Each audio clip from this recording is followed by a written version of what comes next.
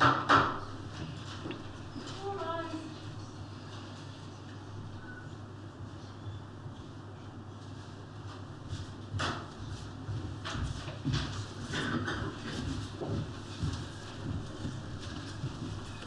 you. I'm told third time lucky, so let's see. It seems so. Yes. HR1, I'm going to repeat the last question I asked you because your answer came up as inaudible on the transcript. All right, so what I put to you, or suggested to you, was that the Animal Liberation Front was not an organised group, but more a label applied to individuals willing to take certain type of direct action. And I asked if that was a fair, high-level summary. Yes. And this report that's on the screen, which was compiled right at the end of your deployment, sets out these three types or three categories of activists: the animal rights activist, the ALF activist, and the most committed ALF extremist. Was that categorization something that you started with in your deployment, that you understood at the outset? Or is it something that you came to a sort of conclusion as a result of your experiences whilst deployed? I think it was more the latter. It was, as I recall, that sort of an attempt to categorise the various stages of progression or belief of passive support to non-passive support to the more extremist activity within something that was more an ideology, as you say, than a formal group. And was this, therefore, a sort of looking back over your deployment report, in a way? Yeah, so that report is another one of these composites, which was had several contributors, as I recall, drawing on, yes, my previous years, my judgments, and other intelligence in the system. When you say composite report, can I just explore that for a moment? You may recall when you were sent a pack to make your statement that the inquiry also has what appears to be a draft version of this report, not on the headed special branch report pro forma, but simply a typed document that was found on a hard drive from the SDS. Do you recall seeing that? Yes, I do. And that does not contain all of the information that is in this version that's on the screen, and equally some of the information in that earlier draft did not make its way into this. Do you remember that being brought to your attention? Yes. And so when you say this is a composite, bearing that in mind, can you explain what you mean by that? Yes, by composite I mean it would have contained information from different individuals, different sources of information from within the system, other people's contributions on the assessment aspect and some of the sort of the broader descriptions, and also part of it will have been in response to specific questions that my answers fed into. When you say information from different individuals and different sources of information from within the system, this document, the 9th of December 1996 report, was found on a hard drive taken from the offices of the SDS. Do you follow? Yes. So it appears on the face of it to have been created on an SDS computer. Yes. When you say other individuals, do you mean other undercover officers? So part of that will have come from information reports from other undercover officers, but the SDS was part of a wider machine, a wider bit of the sort of apparatus within the broader special branch. So are you suggesting that somebody within the SDS, so for example at one of the management team, might have consulted other intelligence available to special branch and used it in compiling this report? Well, they would have had routine access to that, for example, through the Animal Rights National Index, which was a national capability, and other special branches from around the country which fed in to the wider assessment machinery. So there was routine access to that when putting together, if you like, summaries that attempted to make it as reasonably clear as possible as to what was going on. Right. I'm going to continue to ask you questions about this report, but obviously make it clear if your suggestion is that you were not responsible for the things that I'm asking you about, and we can delve into that at the time. But firstly, the paragraph 3 of the report, please.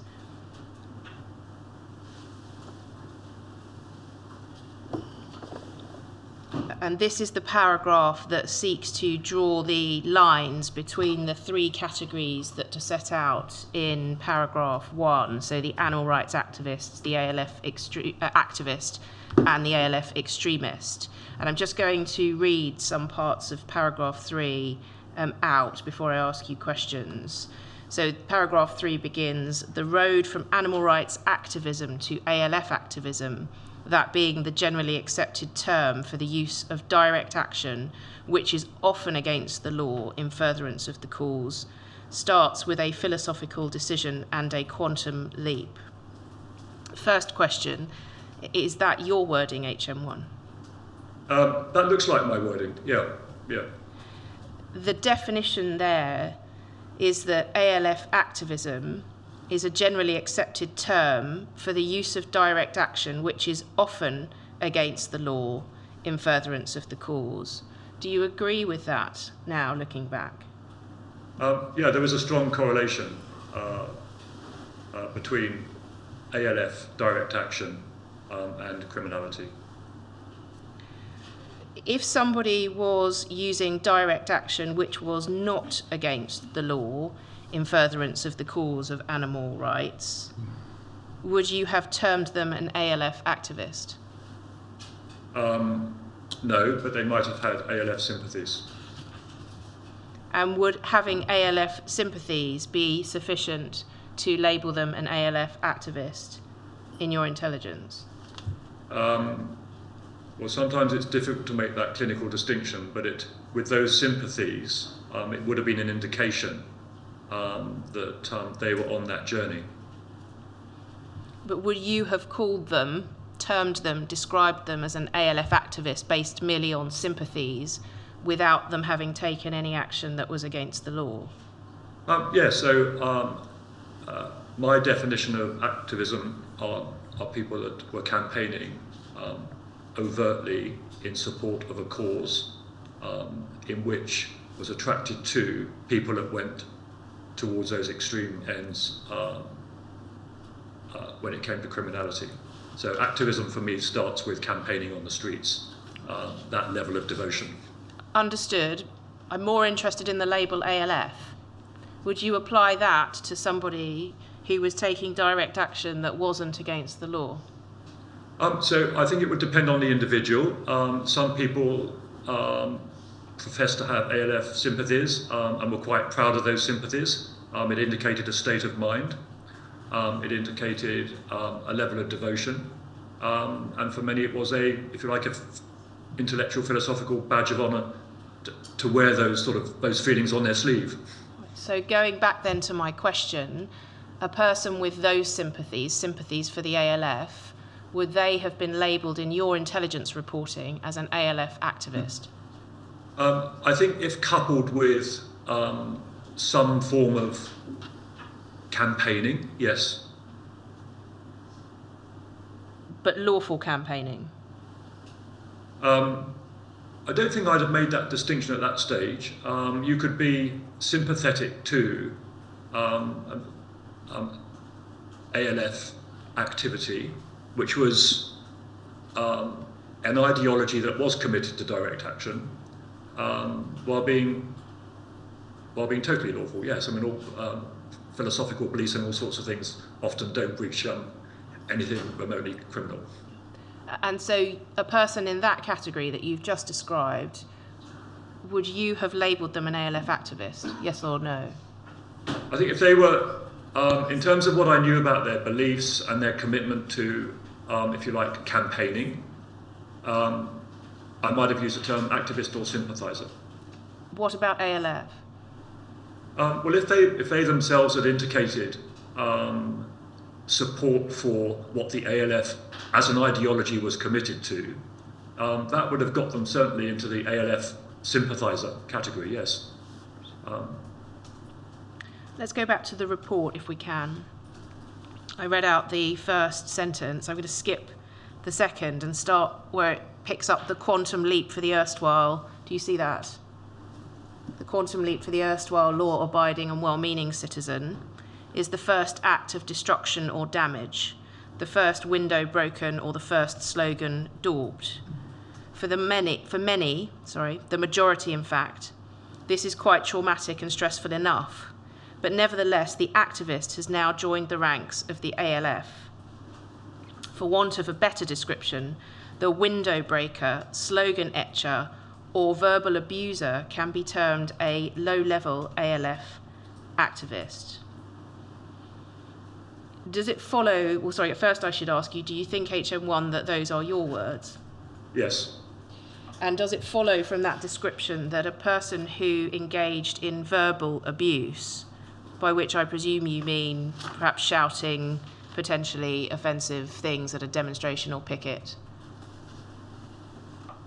would that be a fair understanding of what you mean by verbal abuse? It could be. Somebody who engaged in that sort of activity in the course of animal rights activism might find themselves labelled a low-level ALF activist in your intelligence? That could happen, yes. And so that I understand, if somebody was considered to be an ALF activist, did you therefore consider it justified per se to report on them? Yes. Do you think, looking back, that that draws the line in the correct place in terms of labelling somebody an ALF activist, somebody who goes to a demonstration and uses offensive language, is sufficient? I think as an indicator of mood and sentiment and commitment and mindset and what might be the beginning of that, if you like, that progression, which for many people it wasn't, but at the time there was, that's a legitimate indicator of intent. And for the people for whom it wasn't that indicator, they would nonetheless find themselves potentially, if they came into contact with you, the subject of a report that was put on a special branch file? Yes, it could be. It's all case specific. So there's the, if you like, the more cerebral, quieter, discreet activist that doesn't actually need to do any of this more overt, if you like, bringing themselves to attention, and is therefore probably in certain cases able to do a lot more in supporting the wider aspirations of the extreme end of the ALF community, for want of a better grouping. But somebody who doesn't provide that support to the extreme end of the Animal Liberation Front and simply engages in noisy, possibly pickets, possibly using offensive language on occasion, they would nonetheless fall under the bracket ALF activist. So they could do. The category I was just referring to were those that don't necessarily do any of that, but are more, if you like, intellectually, structurally engaged in discrete support and getting more done without bringing themselves to attention in this particular area.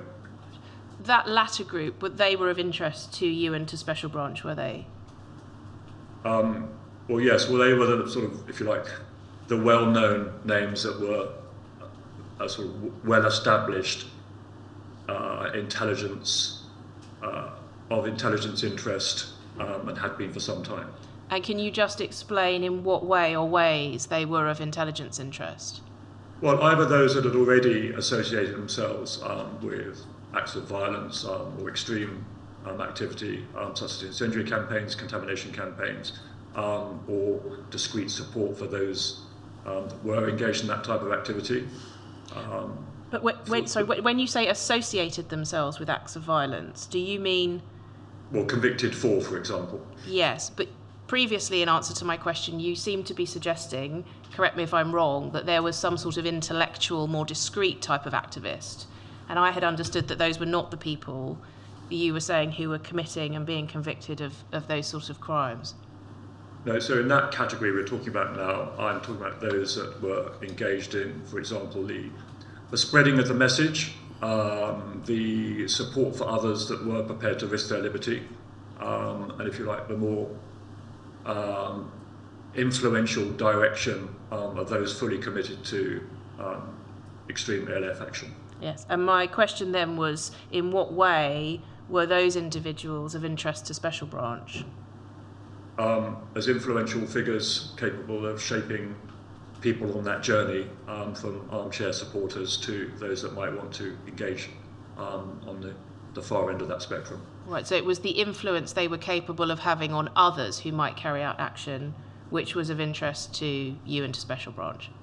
Yeah, and I think they were already of interest because of either what they'd done and been convicted for, or what sort of household names, if you like, are those respected figures that were prepared to go the whole way in the name of animal liberation.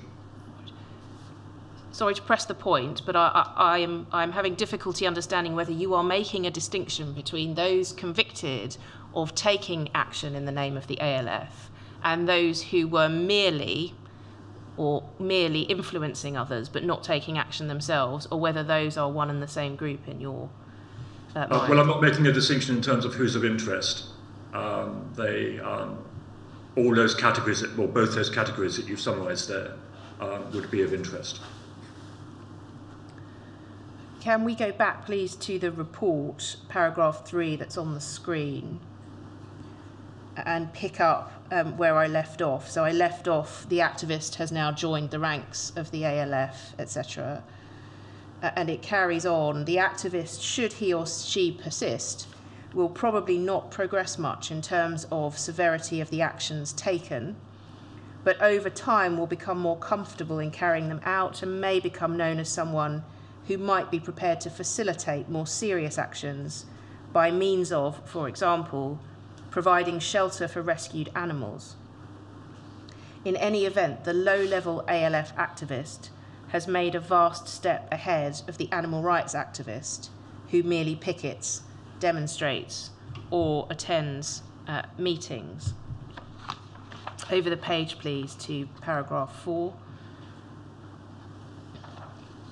Of the relatively small number of activists compared to the movement overall who embark on criminal activity in support of animal rights and/or liberation, an even smaller number go on to advocate and carry out extreme forms of criminal actions. Those few are the ALF extremists. Is that definition at paragraph 4 your definition, HM1? I mean, if it's not word for word, I do agree with it. If we go on to paragraph 5, please. The quantum, I'll wait for it to appear enlarged on your screen, HM1. Thank you. The quantum leap that the extremist has made is an acceptance of the need to cause serious harm to people and property if the cause is to be advanced, and an equal acceptance of the fact that he or she is willing to surrender personal liberty and comfort as a natural consequence of it. Is that your definition, HM1? Yeah, similarly, I mean, I do agree with that, even if it's not word for word. Did the ALF not have a policy of not causing harm to any animal, human or otherwise? Those policies on that particular issue, I don't remember there being any sort of word-for-word agreement, and you would get different views on that depending on what it was considered as inevitable, if you like, collateral damage in serving the wider cause. All right, but collateral damage is not what this report says in this sentence, is it? It says an acceptance of the need to cause serious harm to people and property if the cause is to be advanced. So are you suggesting that as collateral damage, the ALF was willing to contemplate it being necessary to cause serious harm to people? I think every individual would have a different view on that. The prevailing thought was no one, animal or person, should be harmed when it came to direct action. But in terms of the extreme end of the level of activity associated with arsons, incendiaries and contamination campaigns, I mean, there was some that were prepared to accept that something might happen that was not planned that could result inadvertently in harm. But yeah, the overriding principle absolutely was no one person or animal should be harmed. Bearing that in mind, do you consider that what's written there at the beginning of paragraph 5 is accurate? Yes, I do. I think, so just to remind people of what we were talking about here, there was a central focus for the level of vitriol and hatred that led to the extreme level of activity, and it was a movement committed to stopping animal experimentation, both through large-scale acts of economic damage, but also the targeting of particular individuals involved in that industry. And it was, so I think that, yes, in answer to your question, I do think that's accurate, that statement, but you get right to the heart of how individuals had slightly different views of the level of violence, collateral damage that might be acceptable when setting out to engage in this type of activity. Isn't it important, given what you've just said about the variety of views, or wouldn't it have been important for your intelligence report summarising the position to have reflected that, rather than to assert that the extremist accepts the need to cause serious harm to people? Well, I think in that small number of extremists that this report attempts to summarise, in certain cases, that would have been true, just in sentiment and intent, if not a consequence of the actual action taken. Right. Can we pick up again with some more of what's in paragraph 5, please? I'm going to skip the sentence that begins "having made that leap" and pick up again at the end of the 5th line. To say that they consider the most severe crimes, including murder, as completely justifiable, indeed necessary, is not to be melodramatic. The assassination of a prominent animal abuser or hunter has been and continues to be under active consideration, and without doubt will one day be attempted. The incidental death of a human being by design or by accident, when such a thing inevitably occurs, will be regarded as a consequence of the war. Likewise, the incidental death of captive animals which will die anyway, especially if such deaths deny abusers their profit, is both acceptable and justified. There remains, however, a contentious question over the intentional killing of captive animals, which sorely taxes senior ALF extremists. Personal injury, be it physical or psychological, to individuals willingly involved in any industry or pastime in which animals are subjected to abuse or exploitation, is a primary objective for the ALF extremist. Again, are those assertions that either you wrote or you stand by? I do stand by them, yes. The suggestion that the ALF extremists, as you termed them, considered that even murder was completely justifiable, indeed necessary, do you stand by the assertion that that is not being melodramatic? Well, it wasn't being melodramatic. There were certain people that did hold that view, whether armchair views or otherwise. That was the sentiment, but not by everyone. When you say whether armchair views or otherwise, can I explore what you mean by that, please? I think there's that huge gulf between being supportive and not losing sleep over the extreme actions of others, and those that actually go on to do it. But the level of, there was a lot of activity that covered the whole of this spectrum going on. So there was plenty of sort of influencing and influential campaigning, and people on a journey which went in different directions at all times. And there were plenty of views out there, the most extreme views of which fell into that category, where harm was just an inevitable part of the war as categorised. In terms of the term armchair activist, can I give you an example to see if we can shed any light on it? The inquiry has a report from Robert Lambert from the 1980s, which reports that at a meeting of London Greenpeace, Jeff Shepherd uttered the words that all vivisectors should be shot. The evidence the inquiry's heard is that if he did say that, it wasn't something to be taken seriously. And if I'm right, my understanding of your evidence is you didn't consider Jeff Shepherd, once you got to know him, as somebody who was likely to engage in that sort of behaviour. Is that fair? Well, can I unpick the question? Yes, sorry. Would you? The first question is: would you consider somebody who simply said at a meeting, "All vivisectors should be shot," to meet the definition that you have in this report, or the definition of an armchair activist?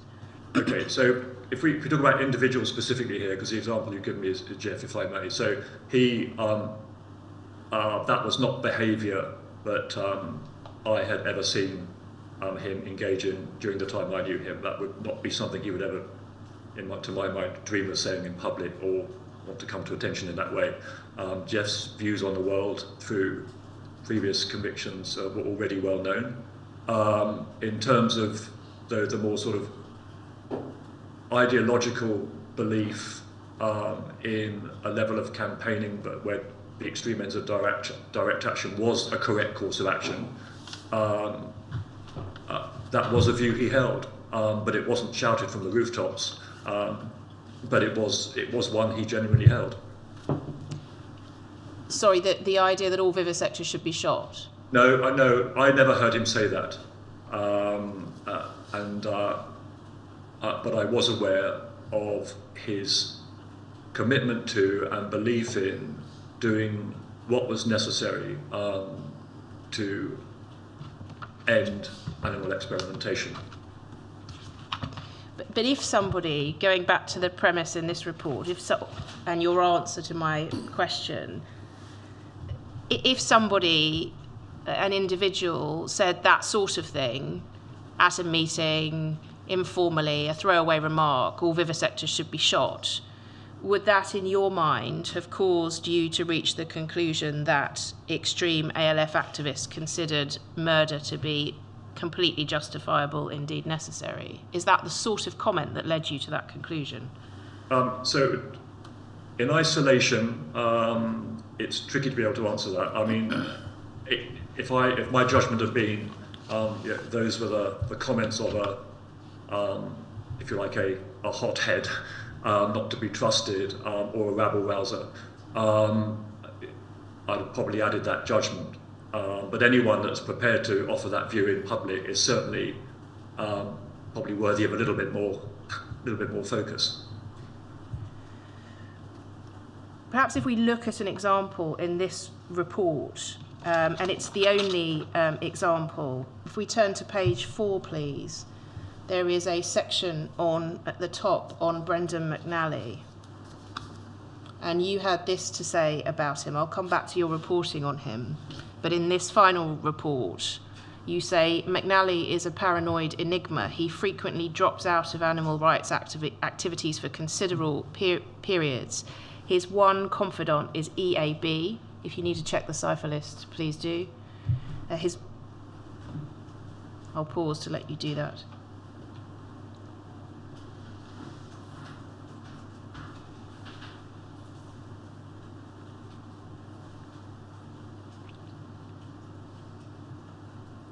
Yes.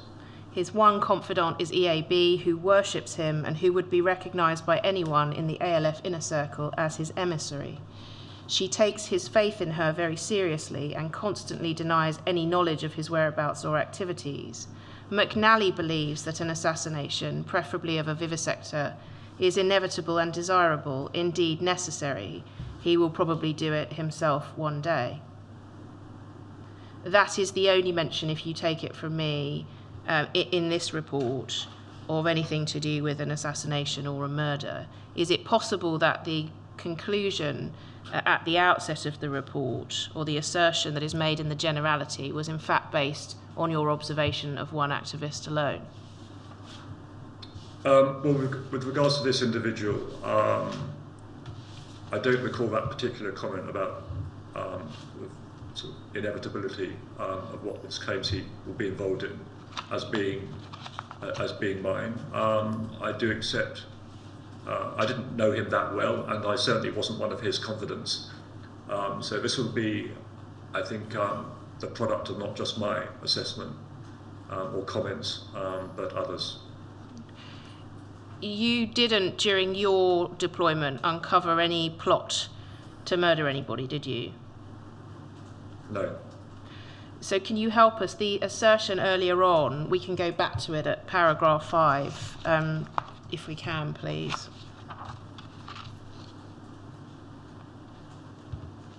The assertion that ALF extremists consider the most severe crimes, including murder, as completely justifiable, indeed necessary. Where did that come from? Well, it came from a knowledge that, in terms of support for and sentiments at the extreme end, that this was acceptable, were the views of certain individuals, because they espoused them. I'm not going to ask you to say the names out loud, but are you able to give the names of the people you say fell into that category? Well, I guess there were those that were already known for those beliefs through the level of activity they'd already been convicted for. Well, sorry, can I explore that with you? Had any of these activists with whom you were associating been convicted of murder? Not of murder, no. Or of intentionally causing serious injury to a human? Not what I know of. Not that level of intent, no. So what was it about the things that they had been convicted of that led you to conclude that they considered that even murder might be completely justifiable and necessary? Well, I think so. The sentiment in certain articles, editorials, in publications like the ALF Supporters Group, occasionally would have anonymous articles written by those for whom that level of activity, if not desired, just might be a necessary part of the war. I mean, these views were held by very few, but they were views that percolated and were present, not necessarily by those that ever ended up doing it, but there was, in the shaping of that level of ideology at the extreme end, those views were present. You understand, do you, that from the evidence that the inquiry has shown you, that this report ended up being forwarded for the attention of the Home Secretary? Do you remember seeing that in your witness pack? I do recall it now, yes. And so for the attention of the Home Secretary, a report said that the ALF extremists, as defined, considered murder as completely justifiable and indeed necessary. Do you think there is an extent to which this report exaggerated the position? So factually, that is true. It's not widely held. It's only among a very, very few. But it does indicate the level of vitriol and passion and commitment to ending that industry.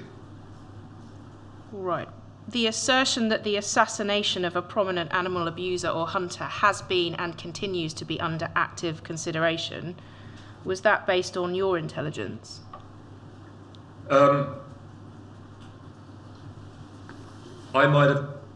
think I probably agreed that was a possible outcome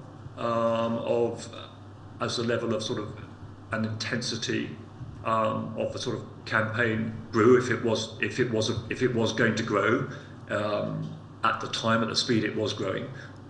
It seemed to me that that assessment from, be it the heart of the movement that sometimes did speak with this level of commitment to needing to take it further, seemed to me that was a possible outcome. So I wouldn't have contested that as something that needed to be flagged.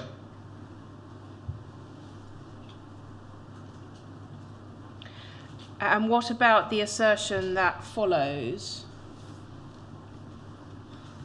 then, that it will without doubt one day be attempted? Is that an exaggeration in your view?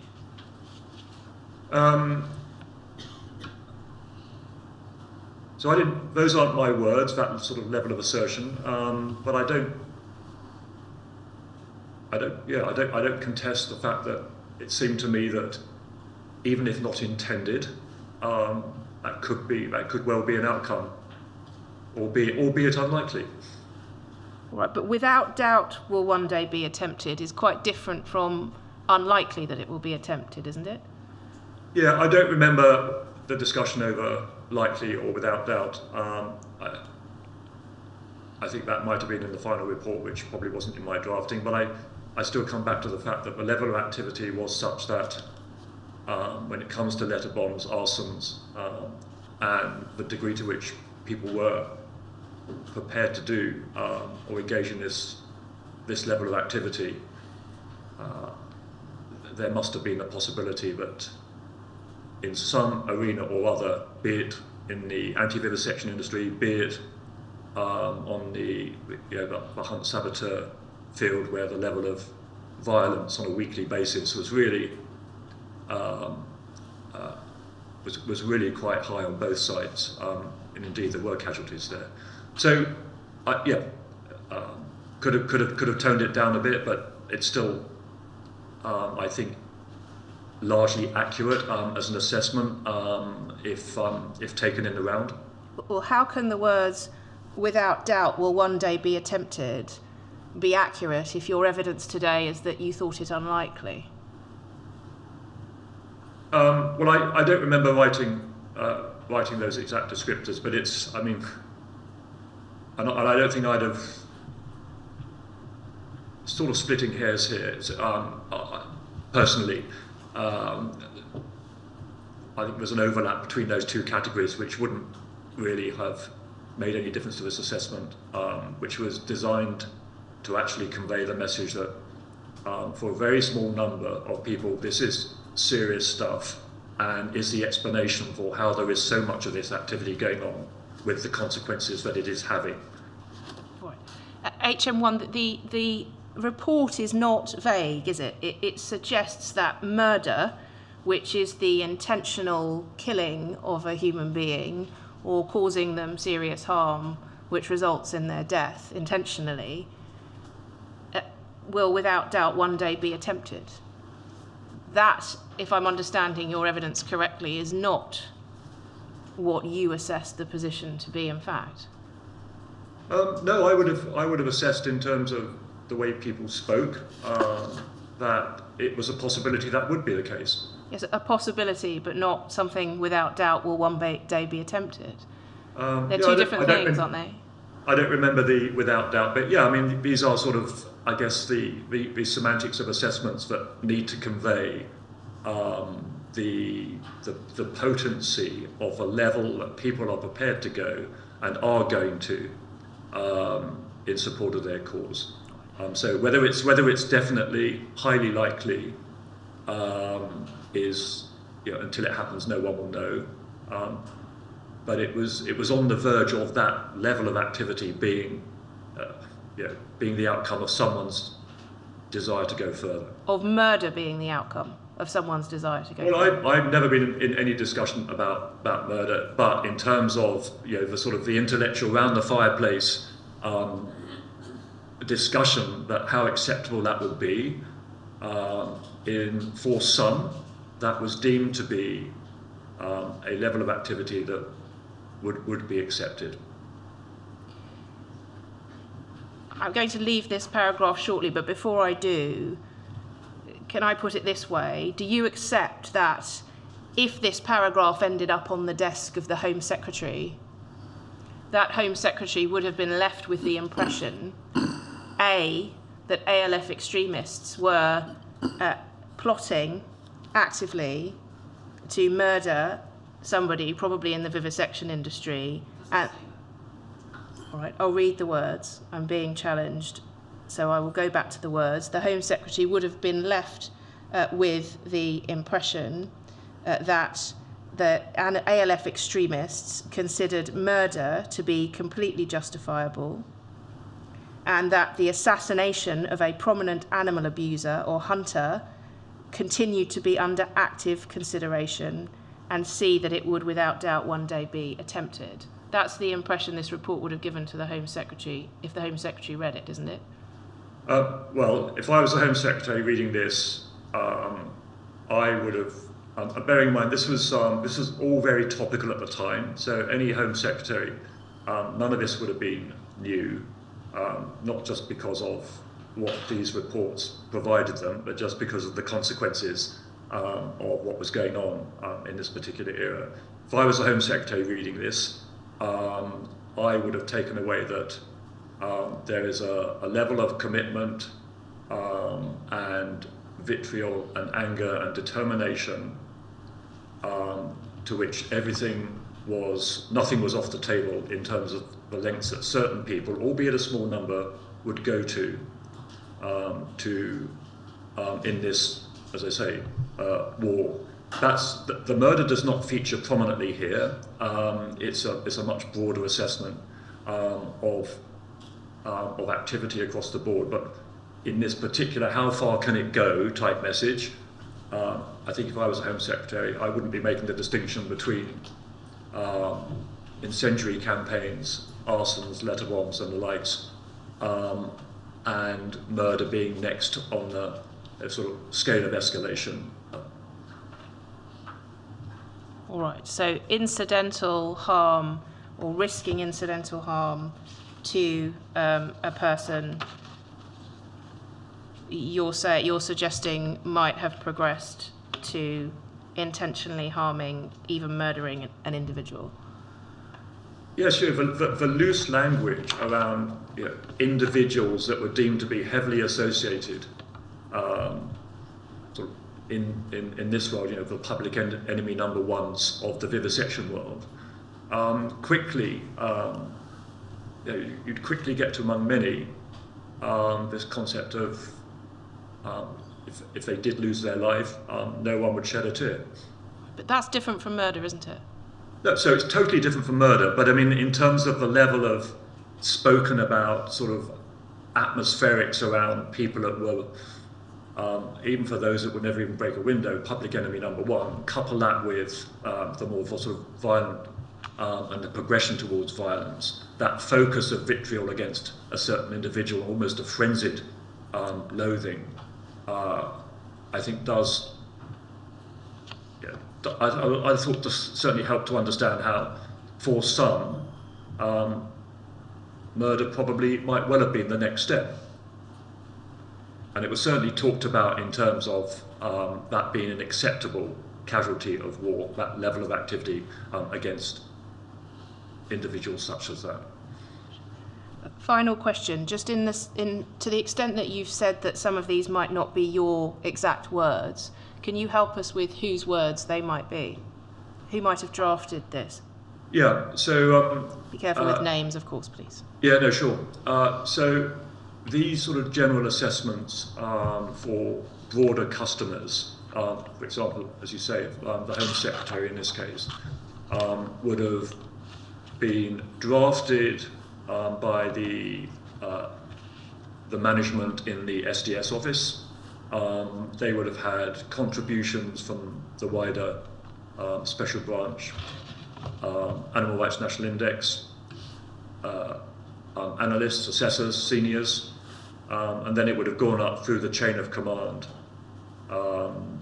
into the Home Secretary's office in this particular case. But in terms, sorry, go on. Sorry. So in terms of who sat at a computer and wrote, for example, the phrase, "without doubt it will one day be attempted," who are you suggesting that would have been? Someone in the SDS office? Yes, unless contested along the way, or unless sort of edited by seniors as it went up the command chain. It was probably part of a discussion as well. They were quite carefully drafted, those reports. All right, so possible in the first instance that somebody in the SDS office drafted a version of this report that then went up the chain and was edited further up the chain. Is that what you're suggesting? That's what normally happened, yes. People always like to make tweaks and sort of provide their own perspective, but also sometimes when it comes to specific bits of detail, are either able to amend, correct or add to. And we see at the very bottom, if we could just show HM1 please, the final page, this it seems to be a pro forma into which the the intelligence is typed. And at the bottom, it contains a space for the superintendent to sign it off. In your experience, is that as high up the chain as it would have gone in terms of editing before it was signed off? If it was going to the Home Secretary, it would have probably gone a couple further up the chain. So by that I mean Chief Superintendent and then the Commander. So you would expect a report like this to be looked at by those individuals in the chain and potentially edited also by them? Not necessarily edited, but they would have been given the opportunity, certainly if it was going to a Secretary of State. Just sticking on this final page of the report, please. After the definitions or the descriptions of ALF activists and extremists that I've gone through with you, there appears a list of individuals, of activists. You saw one example in the description of Brendan McNally, but there are a number. And insofar as we have not redacted their names for privacy, they appear here at the end of the report. If you need any time to check the ciphers LTD and PJZ on your cipher list before I carry on, please do.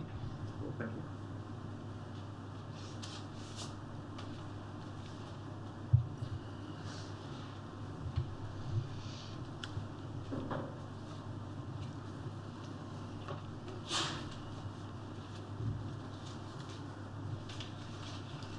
Okay, thank you. And please take it from me that the final person on the list who is listed as surname unknown and unidentified is not one of the main subjects of the report. It's a name mentioned in passing.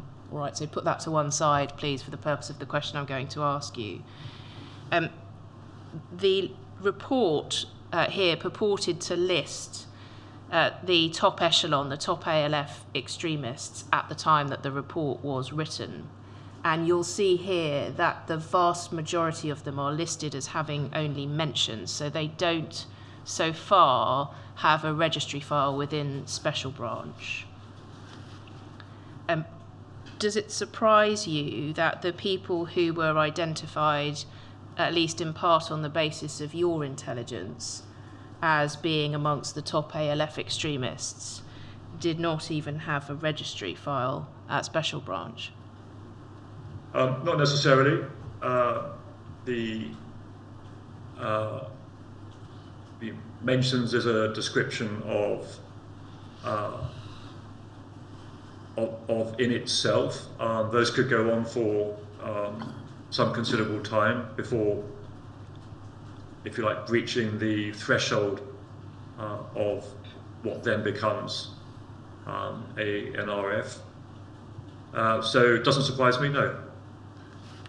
If somebody had a number of mentions that indicated that they were linked to ALF-style direct action, would you not have expected them to have had a registry file opened on them? I don't remember what the threshold was, but it's it was. Yeah, I don't recall what the threshold was, but it's not necessarily an indicator that absent a record file, the people themselves are not of sufficient interest. Could we have a look, please, at two examples of reporting on the question of how or what sort of decisions were made to open files, please? 2 reports. Forgive me, are you about to leave this document? So I am, yes, for now. In which case, may I interrupt you by asking 1 or 2 questions Yes, about of course. it? Thank you. You have provided me overnight with a handwritten list of those, open quote, of interest, close quote. That list contains 15 names. If you look, please, at the document which we've been examining at page 3,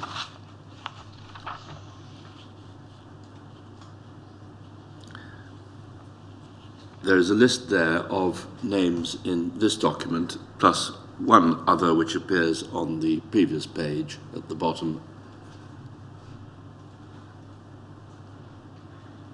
There are 22 names there. Of those 22 names, only 3 appear in your list. They are LTD, someone who is anonymous for privacy reasons, and Brendan McNally. Can you explain why there is this apparently striking difference, at least in numerical terms, between the 2 lists? Yeah, of course, sir. So in response to your question, which forgive me if I misinterpreted it, I wrote down at speed from memory those individuals that were of interest within specifically the London scene, which I was arriving on, and who were there already and already of interest, as opposed to the wider, if you like, the wider catchment of, I guess, more strategic figures who were not on the London scene, but were, as part of the targeting, obviously, first and foremost, in my mind, as I built up knowledge of the strategic picture. So I answered your question, sir, through the lens of, on the London scene, associated with those likely to congregate around groups of interest that were of interest to customers, stakeholders. That was, I drew on my memory to list those individuals, not the wider strategic out of London figures for that list. I think if I'd had more time, I know the list grew as I became more knowledgeable of, more familiar with the wider tasking, but I answered it through the lens of the immediate entourage, through the lens of the group that I was associating myself with. As we can see from the list in the document that is on screen, the great majority of those identified in the list come from areas outside London. Yes. Can I take it from that the detail that underlies the comments in this report must therefore come from sources other than your intelligence? Yes, most certainly. As I indicated earlier, so there was the opportunity to contribute to these reports by other parts of the organisation, other intelligence streams. I think the only thing I'd add to that would be my remit and what subsequently became, I guess, my reach did take me well beyond London. There was no London, if you like, artificial border that contained what was a sort of national ideology, but that was not my starting point. Thank you. Yes. Thank you. Could we take that down? So I will just say we will check in terms of the names under the privacy redactions. Do you have access to those in the hearing room? Yes, not in the hearing room. I have them on my closed computer. Yes, so for the purposes of tallying the numbers of those on the list and those in the report, would it be of assistance if the team checked whether any under the privacy redactions also tally? Well, I can tell you that 3 only tally in the lists. Those are LTD, the anonymous individual, and Brendan McNally. Even looking underneath the privacy redaction? Yes. Okay, thank you.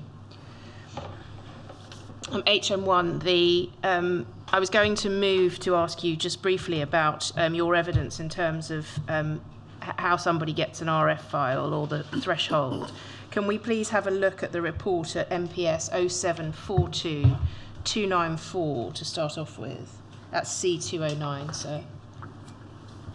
And if we go past the cover sheet, it bears your identifier, your security service unique identifier on the first page, HM1. And then please can we go down to the report. Where the name appeared, there is a privacy redaction. It's partner 1A, simply because I'm about to show you another report, which will be the second half of this partnership, this relationship. So two reports on two individuals who appear to be in a relationship. The first here, I should pause. I hope you may have partner 1A and partner 1B's names on your cipher list if you want to know who they are.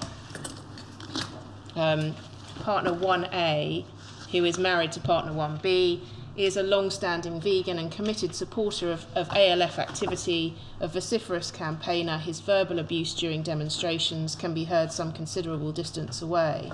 Being a well-connected and respected extremist, it is believed that he might take part in intermittent ALF criminal activity.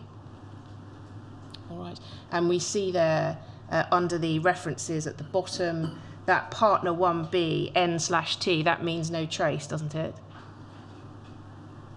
Yes, it does. Can we zoom out of that, please? And if we look at the top of the report, partner 1A, who is the subject of this report, has no RF reference at the top of the report. Do you see that? Yes. Can we take that down, please, and look at the report on partner 1B, MPS 0745823. That's your C210, sir.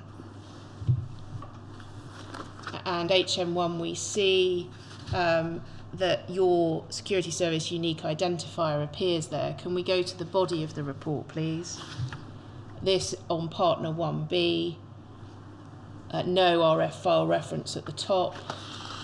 It sets out that partner 1B is married to partner 1A in a committed vegan and animal rights extremist, to be found regularly participating in London anti-fur group demonstrations each Saturday outside either Jindo Furs, Noble Furs or Selfridges, a confident and confrontational campaigner who relishes skirmishes, both verbal and physical, with perceived animal abusers, and is often seen sporting a mock blood-stained laboratory coat.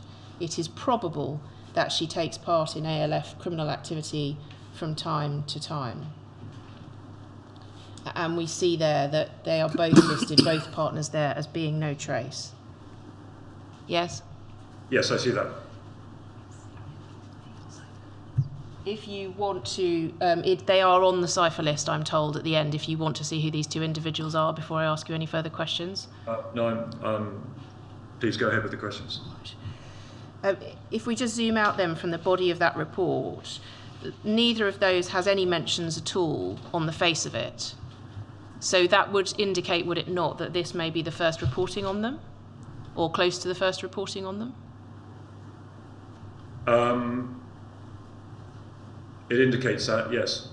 If we go up, please, to the cover sheet of this report was signed off by Robert Lambert within the SDS. And do you see at point 2 on the minute sheet, DCI Edmondson to see, please, and consider opening, is that RF on subject? Yes, that's what it says. Right. So in this case, we've got somebody who is previously no trace, but described in your reporting as an animal rights extremist who probably takes part in ALF criminal activity from time to time, and that seems to have been sufficient for the suggestion to have been raised that a file should be opened, doesn't it? Yes. Is the reality that it didn't take very much at all for somebody to have a file opened on them, much more beyond reporting on their involvement in ALF criminal activity from time to time? Well, I think the minute sort of only flags for consideration. It doesn't actually approve it. As I recall, there would then be, and I can't remember what they are because I wasn't involved in this part of the process, criteria that had to be satisfied. for the opening of an RF. So this is DTI Edmondson talking about considering it, and that was a sort of standard, let's keep this under review type comment.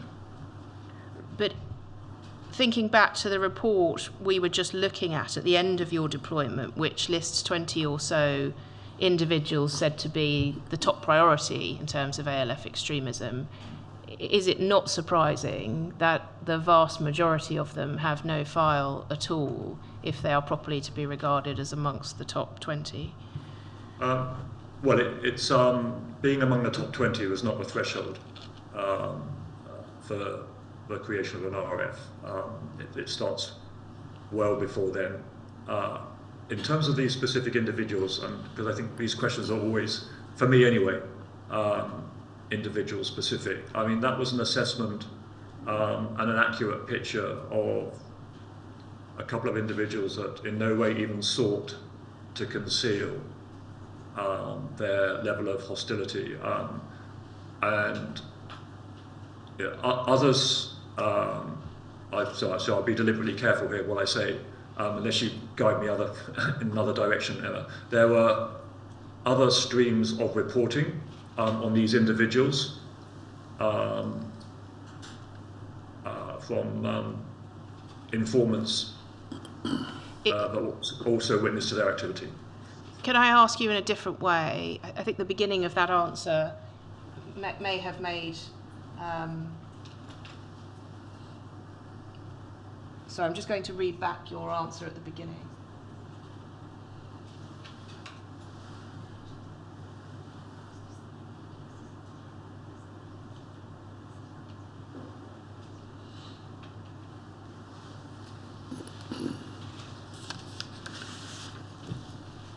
Yes, you said being in the top 20 was not the threshold for the creation of an RF. It starts well before then.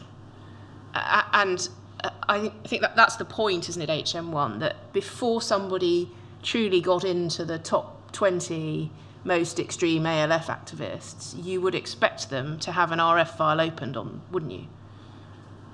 Yes, and others did.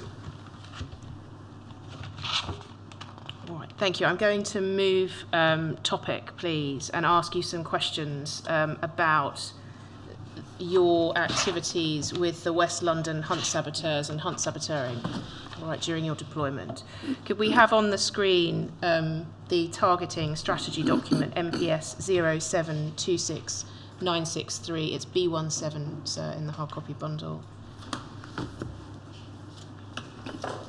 We looked at this briefly before HM1. I want to ask you now about paragraph 4 in particular. This is the document on the 14th of January 1992, signed off by Detective Inspector HN 67 at the formal commencement of your deployment. Paragraph 4 reads, it is proposed to target DCHM1 initially at the Middlesex Animal Rights Society, a group reportedly keen to engage in attacks on those regarded as animal abusers. Prior to attempting infiltration, he will need to establish a strong cover identity and background and to thoroughly acquaint himself with the aims and philosophies of not only the animal liberation movement, but also of the various aspects of vegetarianism. This will be achieved by joining the many organisations in this field and, on a more practical level, by becoming involved in hunt saboteur activity. Does it follow that you understood from the very outset of your deployment that hunt saboteur activity was something in which you should involve yourself? It wasn't essential. It was a suitable landing point for familiarising yourself with an activity which was prevalent and widespread, and it was a very welcoming, if you like, movement through which to arrive and claim subsequently some knowledge of that level of campaigning. When you say it wasn't essential, do you mean it wasn't essential for Special Branch to know what the hunt saboteurs were up to? No, I certainly don't mean that, and it was absolutely essential, not least because of the levels of violence associated with certain groups and individuals. No, for me specifically, it wasn't vital. I could have chosen another route. It was just a suitable thing to land on and with, to familiarise oneself with some of the issues. And as I say, it was a sort of an open organisation where that welcomed newcomers. So you were saying it was both, as it were, an easy way into the animal rights movement, and also of interest to Special Branch in its own right. Yeah, it was absolutely of interest, and it was also, I guess, an education as well into the issues in this particular stream of campaigning. Can you explain that, please? Yeah. So what is for someone completely new, other than from the other side of the fence, if you like, to what are the three big areas that were of interest to Special Branch and stakeholders? It was ALF extremism. We've talked a bit about that. It was public order, and it was the hunt saboteur movement writ large, straddled both those sectors, but also was a movement into which people that were campaigning purely on, say, anti-vivisection tickets would associate themselves. So it seemed to me this was a useful point to gain some insight into, and at least a feel for, a level of activity that was prevalent, of interest, and sort of straddled, if you like, the public order at the extreme end, sort of the violent confrontation among certain groups. Can I just understand, when you referred to ALF extremists or extremism there, were you meaning to suggest that in some way hunt saboteur activity itself was classified, as far as you were concerned, as ALF extremism or something else? No, I didn't. It wasn't routinely classified as that, because it wasn't. But it did, in support of bringing an end to animal cruelty, it did well and truly fit into the disorder, targeted violence in the name of animal cruelty. All right, so more a public order focus than an extremism focus. Is that fair? Yes. It was a relatively unsupervised activity for an undercover officer by its nature, wasn't it? You were perhaps out in the fields, perhaps outside of London most of the time, on your own. Is that a sort of fair description of the nature of the activity? Yes. And did that cause you any concern that you would be out there early on in your deployment, very much away from London, and in circumstances in which your arrest was at least possible?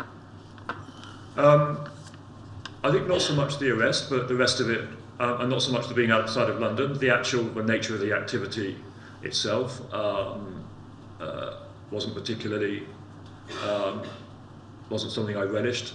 Yes, I mean, I had those concerns on a daily basis. I mean, once you're out there as a newcomer, it's a pretty lonely place. Is that right that you didn't relish at HM1? Sorry, which aspect? You said you didn't relish the activity in terms of hunt sabotage. No, I didn't. The inquiry has heard evidence from an individual who we are calling Walter. I'll let you consult the cipher list.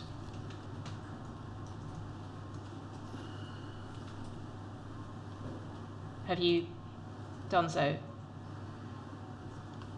Yes, sorry, yes, thank you. And Walter says rather the opposite, you did seem to be up for it, if I can use that colloquialism, when it came to hunt sabotage. Is he wrong about that? Yeah, look, I certainly put a brave face on it. I didn't do it for that long. I was actually hopeless at it as well. Some people had a real knack and a skill, and I just felt pretty inadequate. And it was a cold, miserable, lonely existence. So there was nothing I relished about it at all, and I was fundamentally not very good at it, which was also the other totally miserable aspect of it. How did you come to that conclusion? By looking at how good others were at following the scent of the fox, preventing and interfering with the hounds in a way that seemed to be instinctive and informative and knowledgeable. So it was rather the technical aspect, if I can put it that way, that you thought you were not very good at. There was a technical aspect, plus there was a sort of, it wasn't my natural setting in terms of the, I guess, the type of camaraderie that people enjoyed and enjoyed with and from it. I just want to come back to something you said a moment ago about not being involved for very long. In your witness statement, you suggest the phrase you used was that your participation in the West London hunt saboteurs fizzled out and that it had been your entry point. Do you mean to say that your participation in hunt saboteuring didn't last very long, or your participation with the West London hunt saboteurs didn't last very long? Both. I'll come back to the details, but you were arrested in August of 1995 at the SAB of a grouse shoot, weren't you? Yes. So you were still going along to hunt saboteur type events throughout your deployment, weren't you? Very infrequently. So that was one I hadn't been to before. It was a national event of significant importance, and absence that I really wasn't, prior to that foray into the West London group, engaged in hunt saboteur activity.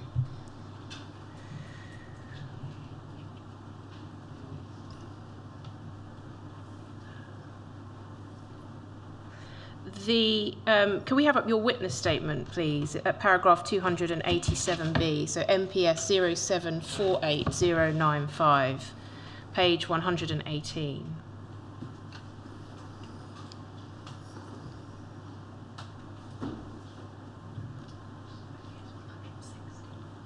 Oh, I'm 287B, 107. 287B, please. I think it's page 118, but it might be 119. Yeah. Thank you. Right, by reference to a report about the leader of the West London hunt saboteurs, and hunt sabbing, you said this in your statement, HM1. At the start of my deployment, I did this every other Saturday. By the end of 1992, I was doing hunt sabotage infrequently or not at all.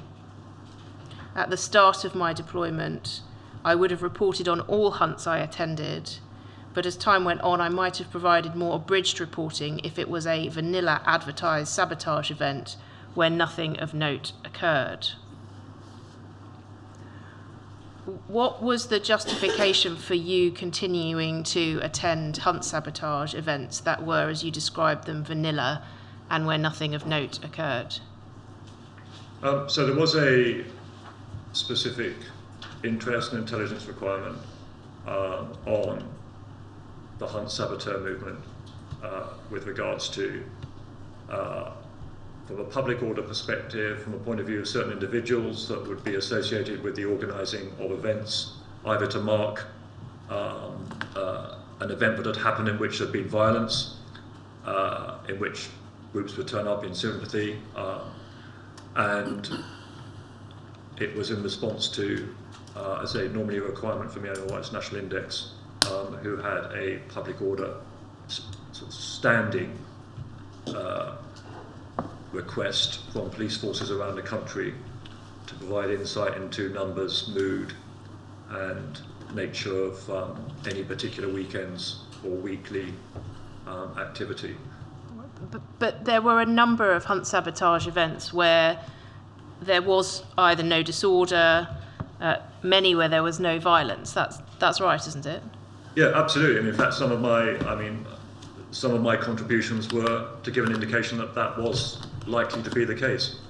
And if you were able to give an indication in advance that a hunt sabotage was unlikely to involve any disorder at all, what was the justification for you nonetheless continuing to go along as an undercover police officer?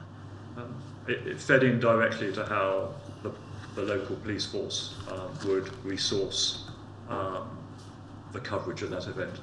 Why does it require your attendance if you're able to report that in advance? Well, it didn't require my attendance every time. In terms of the reporting, and why would I report on, for example, a group? Sorry, actually, the question was why would you attend, not why would you report, but Oh, I why see. would you Okay, attend a hunt sabotage if you had been able to report in advance to the local police, this one's not likely to involve any disorder, so they could take steps accordingly in terms of where their resources were sent that day? Yeah, well, I more frequently wasn't attending. It was a sort of fizzling out during that first year. But your witness statement says that if it was a vanilla advertised sabotage event where nothing of note occurred, you might have attended but not reported. That's what I'm asking about. Why would you have attended a vanilla event where there was nothing to report? Well, just because I'd already associated myself with a campaigning group, and being part of that group was an important part of how I was coming to people's attention and getting noticed. Right, so furtherance of your cover.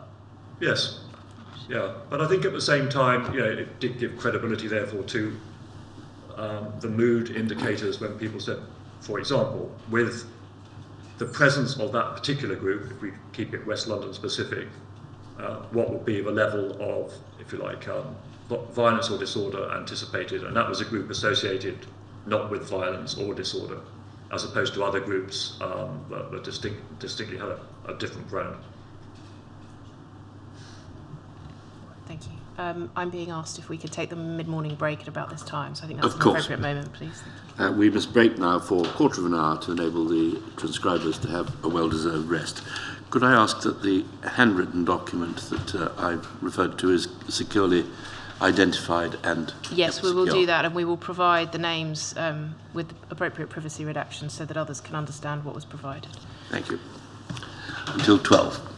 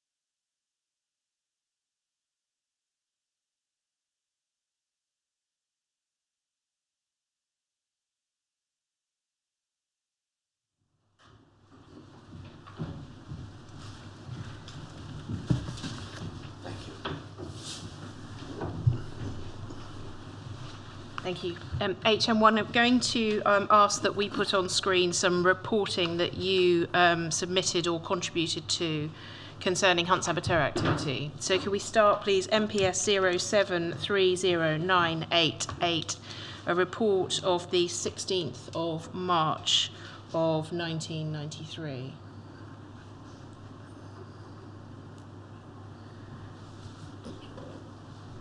And we see your identifier there on the first page, HM1. And if we could go down to the body of the report.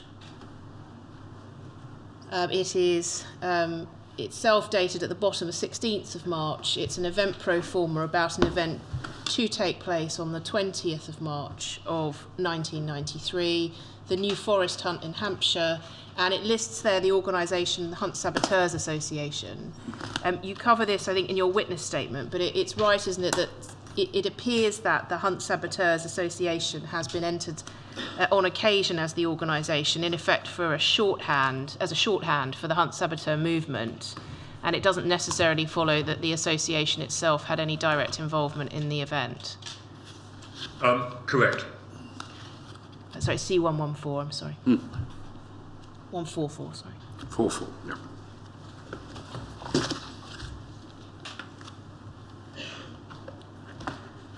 The report indicates that 40 plus are likely to attend, likelihood of disorder probable, mood hostile and confrontational, and the body of the report reads as follows. Following events on the 13th of March, when a number of hunt saboteurs sustained injuries at the Hursley and Hambledon hunts, saboteurs intend to hit the New Forest hunt on the 20th of March in retaliation.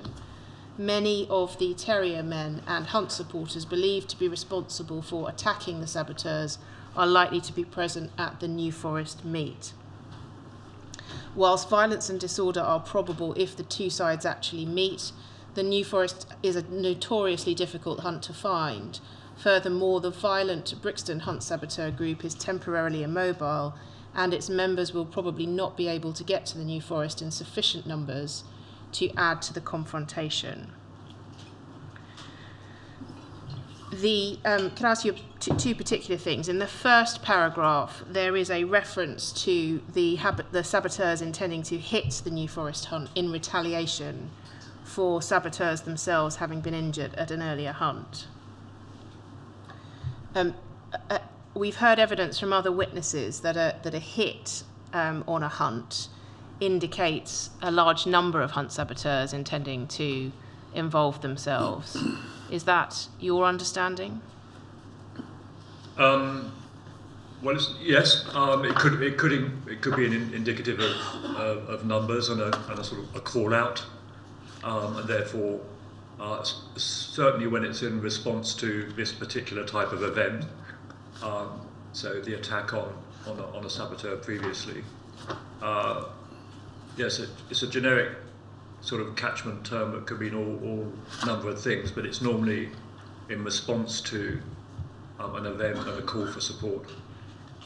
Would you agree that the primary purpose of the hunt saboteurs in inviting other saboteurs to attend in numbers was, as it were, to show the hunt that they would not be dissuaded en masse from carrying on with hunt sabotage activity merely because they might sometimes be the victims of assaults or be injured during sabotage activity?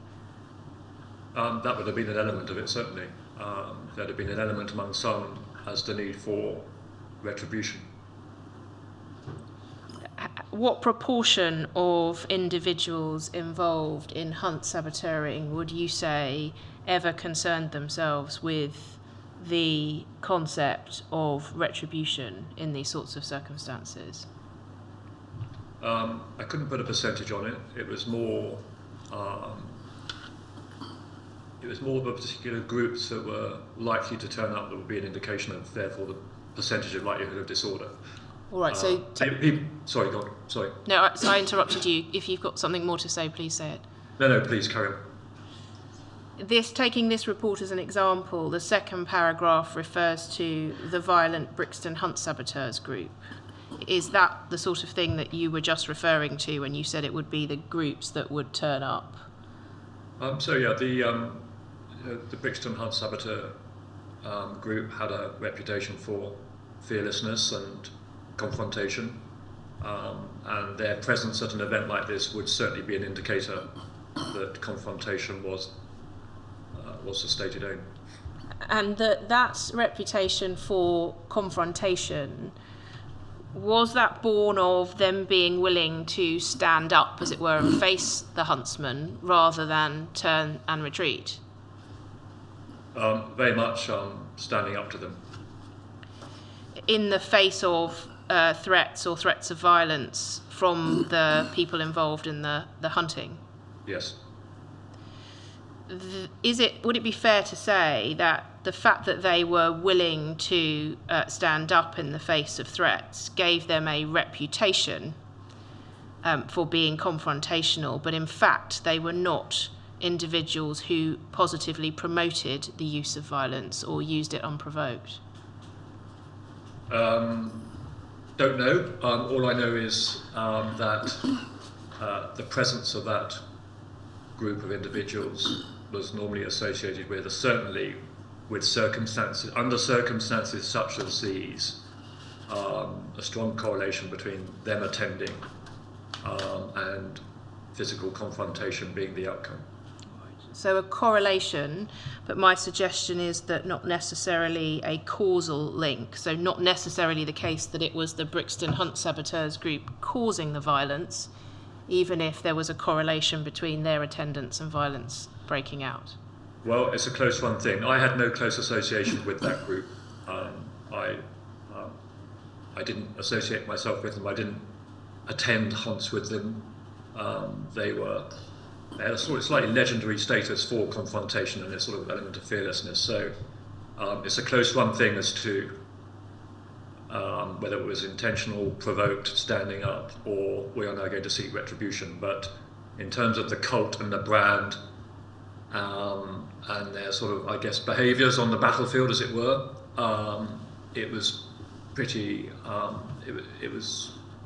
obvious what the outcome was going to be each time they turned up. Right, so where you describe them in this report, or where they are described in this report attributed to you as the violent Brixton Hunt Saboteurs group, that is based on their cult status, is it? Their reputation, rather than anything you yourself had observed?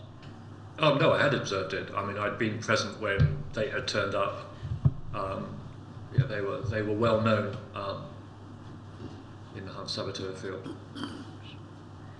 What had you witnessed them doing that merited the descriptor violent? Well, as you alluded to earlier, the sort of the fearless confrontation with supporters of the hunt, supporters of the hounds, who themselves were, in many cases, really quite a thuggish, violent brand when it came to that type of skirmish. Could we take down that report? So that was a report in advance of the New Forest hunt, a planned hit on the New Forest hunt. Could we have up the report of the event itself, MPS 0730996, 23rd of March of 1993.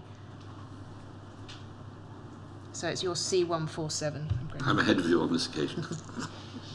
HM1, your unique identifier appeared on the first page. HM1 is the cipher over it. And can we look at the body of the report, please? In fact, about 270 attended. So your prediction was 40 plus, but in fact, a much higher number appears to have attended. Do you see? Yes.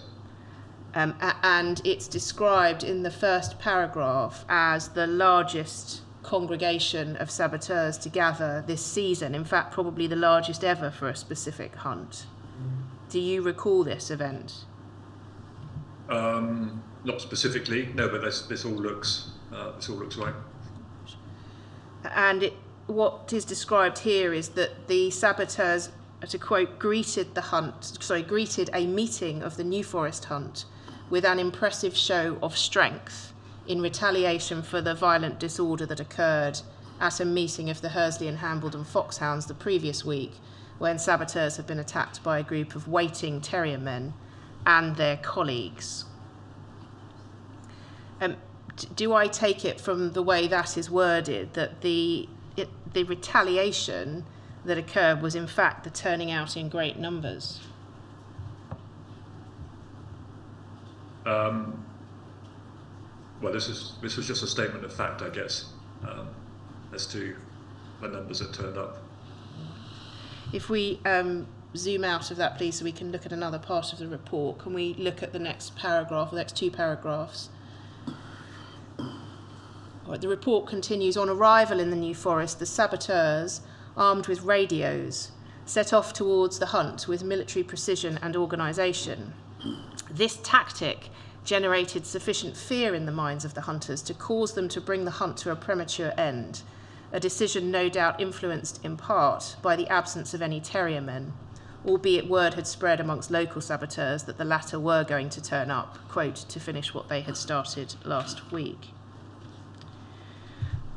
Is the reality that the absence of terrier men was likely to be a deciding factor in whether any disorder or violence occurred? That would have been a contributing factor for sure.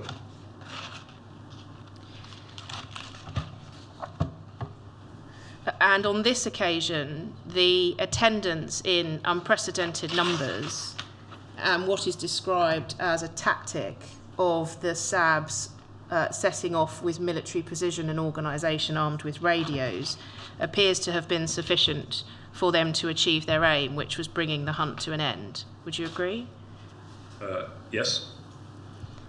And in circumstances in which peacefully and by those tactics the saboteurs were able to bring the hunt to the end, they didn't go looking for disorder, did they? No.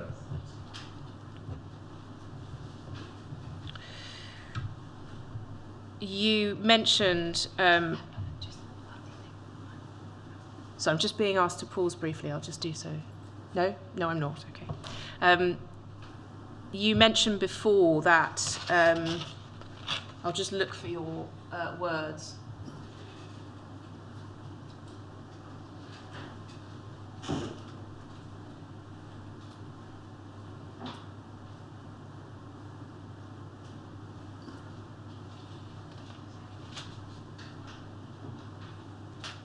I can't quite find them on the transcript HM1, but as I understood your evidence, you were indicating that it wasn't unusual for the hunt saboteurs to face threats or threats of violence from those associated with the hunt. Is that fair? That's fair, yes. And did you witness hunt saboteurs in fact being physically assaulted themselves by people associated with hunts? Yes. Did you notice whether or not the police presence, where there was a police presence, generally seemed to take action against people associated with the hunt when those assaults took place? In subsequent investigations of events where I guess something serious had happened, that was what played out. But often these skirmishes would be in remote locations, out of view or range of whatever the police coverage was on the day. But where there was police coverage and the skirmishes were taking place in the presence of uniformed police who had attended, did you experience situations in which the police took no action following assaults on hunt saboteurs by huntspeople?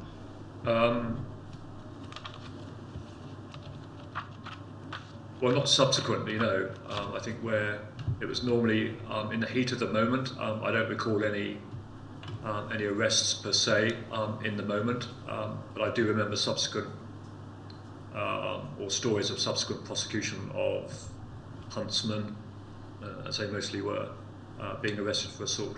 Were those the exception rather than the norm?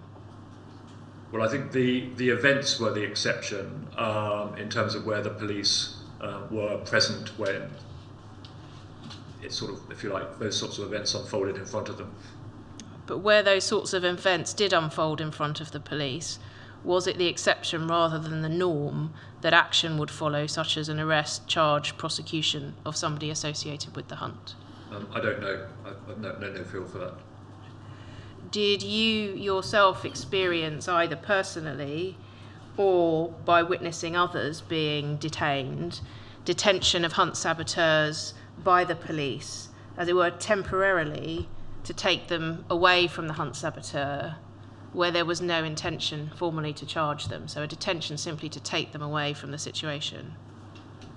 Well, yes, I guess, and I was close to that during the arrest on the grouse shoot, where that did happen. And did you consider that that was a lawful use of the powers of arrest of the police officers in attendance? Yes. Why? Prevention of disorder. So it was permissible for them to arrest for the prevention of disorder and detain the hunt saboteurs, even if they intended always to release them later in the day without action? Well, I think at the time of the example I was using, it wasn't to detain with a view to taking them away from skirmishes. It was being caught up in the skirmishes and breaches of minor public order offences. Did you witness hunt saboteurs who were not involved in that sort of skirmish being detained by the police for the purpose, if not explicitly stated, for the purpose of taking them away from the scene of the hunt sabotage? No, I mean, even if they had done that, I wouldn't have known that was their intention. Right. Did you see anything that appeared to you to be consistent with that? No. Could we take that report down, please, and put up on the screen MPS 0731 000. It's a report dated the 26th of October of 1993. It's your C187, sir. HM1, if we pause on this cover page, please. It's a report that, in its original form, bore your security service unique identifier, which is why the inquiry has put HN1 there on the cover sheet. In your witness statement, you said you thought that this was a composite report. If we have a look at the content, please. It states in the first paragraph that it is information received from a secret and reliable source. Does either the presence of your unique identifier or that phrase at the beginning of the report cause you to reflect on whether it's a composite report? I'm just reminding myself of the Sorry, content. do, yes. Thank you.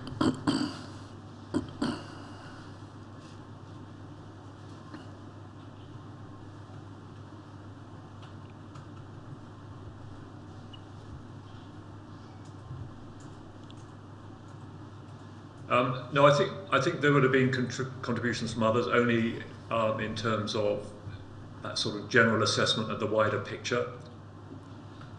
And we see in the left-hand side, this is a report bearing an SDS reference, so it's a report that emanated from the SDS, yes? Yes. And in 1993, the other source would be Andrew Coles in the SDS, would it not? Yes. From an SDS perspective, I was thinking at that time, 93, yes. There would have been other streams of reporting, though. Understood. Yes, okay. Could I ask you to look, please, at paragraph 2? Mm-hmm. It reads as follows: morale, intelligence and communications within the Southeast Saboteurs groups is at an all-time high, and the coming season can be expected to witness every bit as much enthusiasm by saboteurs for confronting and preventing fox hunts. Many hunt saboteurs groups are becoming expert in legal matters and are now prepared and competent to take on both verbal and physical battles with police and huntsmen. The West London Hunt Saboteurs Group, for example, has produced an accurate guide to the practical legal aspects of hunt sabotage, including prisoners' rights once arrested. Saboteurs have been given a 24-hour helpline number for contact with the sympathetic solicitors firm Mackenzie Knight. The reference to the West London Hunt Saboteurs Group, that's likely to be intelligence from you, isn't it? Yes. And do you recognise the first half or first two-thirds of that paragraph as likely to be from your intelligence or not? I think the summarising the sort of the wider southeast picture would have had contributions from others. The suggestion there is that hunt saboteur groups, many hunt saboteur groups, are becoming expert in legal matters and are now prepared and competent to take on physical battles with police and huntsmen. It says verbal and physical, but I want to focus on the physical. And then reference is made to there being a guide to prisoners' rights after arrest and a helpline for a solicitor. In what way do you understand that there was any preparation for physical battles with police and huntsmen going on? Well, the previous year had seen plenty of it, and there was certainly no indication of any abatement, and the appetite seemed to me and others on the increase and not on the wane for bringing this activity to a halt. But the hunt saboteurs weren't preparing, for example, guides to prisoners' rights about arrest and a helpline for arrested saboteurs in order to seek out physical confrontation with the police and hunts, were they? No, not in order to do that, but this was the level of support now that people could expect to get. In the event of arrest? Yeah, in the event that this was probably a more likely outcome than had been previously. Okay, but to the extent it could be inferred from this report that it's because they are seeking out battles with police and huntsmen, that wouldn't be correct, would it? Well, in the inference bit, it was just a statement of fact of what had been produced and the direction of travel and the level of confrontation on the increase. Could we look at paragraph 5, please, of this report over the page?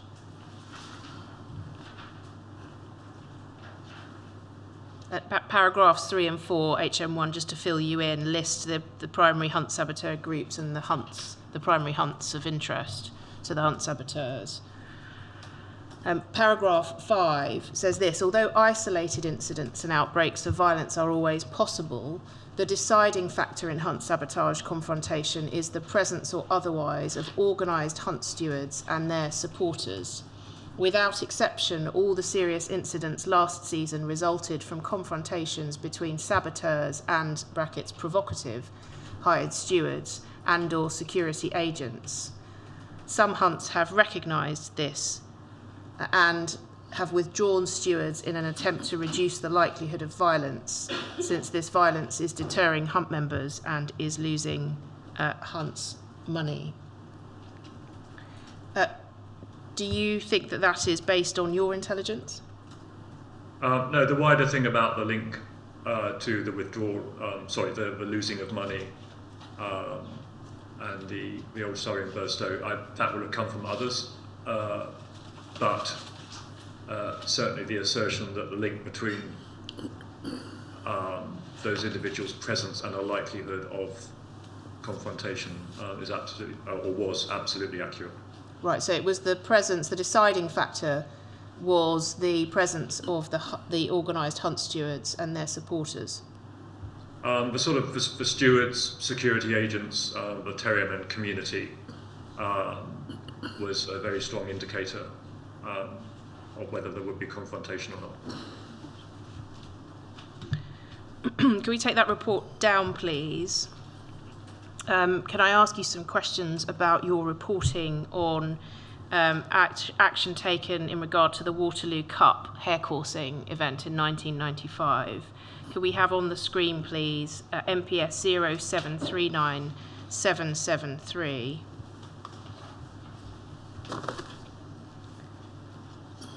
Your C310, sir, thank you. This is a report dated the 17th of February 1995. Can we look at the body of the report, please? It's about an event due to take place on the 21st to the 23rd of February in Merseyside, about the Waterloo Cup. Do you consider this is likely reporting from you, HM1? Yes. This pre-event report indicates there at the top, likelihood of disorder probable. And if we can have a look, please, at the whole of the body of the report, the text starting the Waterloo Cup down to the end. Thank you. So you are reporting a planned picket of the Waterloo Cup hare coursing event, and you report that activists can be expected to do their level best to ensure maximum disruption, notwithstanding the violent nature of the opposition. Again, is that a nod to the fact that the violence was largely coming from those carrying out the hunting, or in this case hare coursing activity, rather than from the activists? Yes. I'll skip the second paragraph, which is to do with the arrangements for the event. The third paragraph at the second half says this: in particular, it is likely that the Scarisbrooke Hotel will become the subject of direct action by the ALF, resulting in possible criminal damage and almost certainly bomb hoax calls made to the hotel during Waterloo Cup social functions, nor can home visits be ruled out. What caused you to associate on this occasion the activities of those involved in sabotaging a hare coursing event with the ALF? I think so. On previous form, events such as this have been targeted in this way. Could you just explain what is it that caused you to apply the label ALF on this occasion? Well, those deeply committed individuals that were committed to bringing this particular event to an end, and the involvement of individuals who were openly supportive of ALF ideology. Right, so it's the individuals associated with the planned event? Yes. Including LTD? Yes. If we take that down, and look at the report after the event, please, MPS 0740105. It's the 28th of February of 1995. C316, sir. 313. And HM1, if we look again at the body of the report, please. Report on that event. Disorder occurred, no. Do you see that at the top? Yes. And if we look again at the body of the report,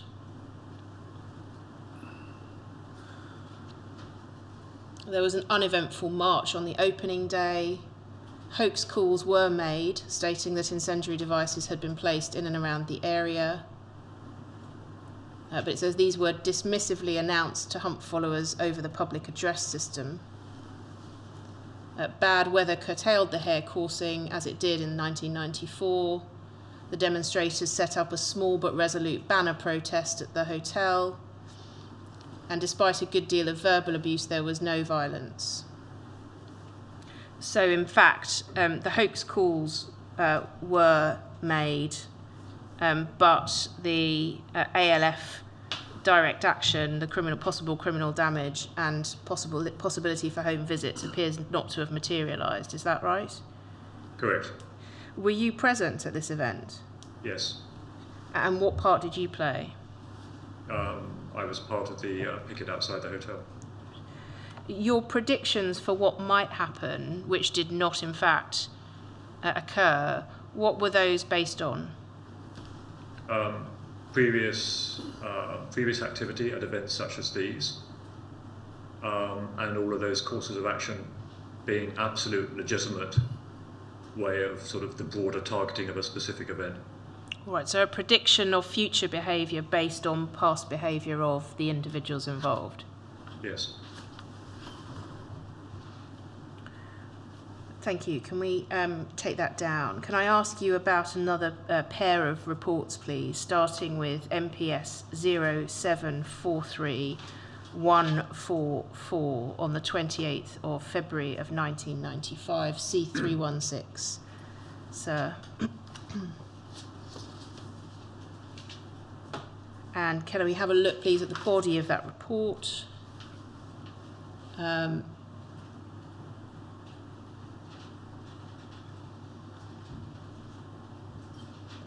It's referring, isn't it, to what's described as a recent attack on ALF spokesman John Curtin and a visit to the home of someone whose name we've redacted for privacy by two men wearing balaclavas, being the work of followers of the Cheshire foxhounds.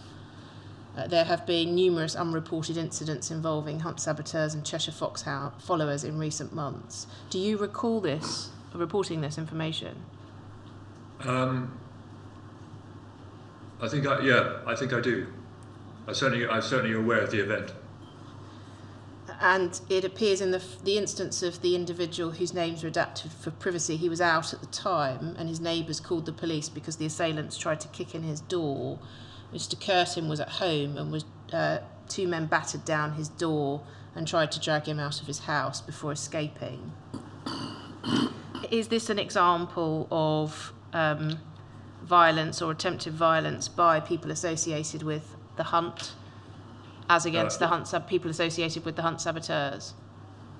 It's certainly an example of that, yes. And was this sort of incident, in your experience, or I should say, how frequent was this sort of event in your experience? An event such as that, the actual turning up at somebody's house in that manner, very rare to my knowledge. Can we take that down, please, and look now at MPS 0245311, about 4 months later on the 18th of July. It's your C360, sir. And this report, if we can look at the body of the report, that there'd been a recent spate of letter bombs sent to members of the Cheshire Foxhounds, and it is suggested that they were in direct retaliation for the attack on John Curtin earlier in the year by men wearing balaclavas. So the report we've just been looking at describes that attack. Is this your intelligence? Don't know. So you don't remember whether or not it's you? Is that the effect of that? I don't recall whether it's mine. Sorry. Do you recall letter bombs being sent to members, if not of the Cheshire Foxhounds, then members of hunting groups or hunts? Yeah, I remember that. I remember that story circulating, certainly. And when you say you remember it circulating amongst whom? Among the associates that I was, that I would speak to. So you heard tell of it? I can't remember. Apologies. It just became, obviously, it was quite a stories such as that, or alleged stories such as that, did make the circuit. So is it possible that what you are reporting is, if I use the word gossip, that was circulating amongst animal rights activists? No, I think if that is mine, it would have come from someone in authority. Otherwise, I'd have qualified it as such. What do you mean, someone in authority? Someone who could have known and would have known. And how would you be able to assess whether or not they would have known what was due? That's my judgment call on their position, access, influence, the degree to which they were held in trusted circles. So where it goes on to say, although the identity of the bomber or bombers remains unknown, it is believed that the tacit approval of John Curtin was sought before the letter bombs were sent. One reason for this was to establish whether Curtin would be unduly concerned for his personal safety in the aftermath and the likely escalation in conflict between the hunt and animal rights activists in and around Manchester. Again, are you suggesting that that's something that you're relaying, it having been told to you by another? The problem with this one is I don't recall writing that assessment. All right. Can we take that down on that basis, please? And I'll move just to some other hunt-related events briefly.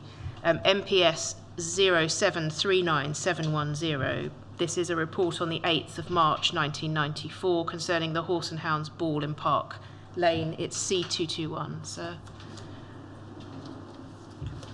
It bears your identifier HN1 on the cover sheet. And if we go, please, to the body of the report.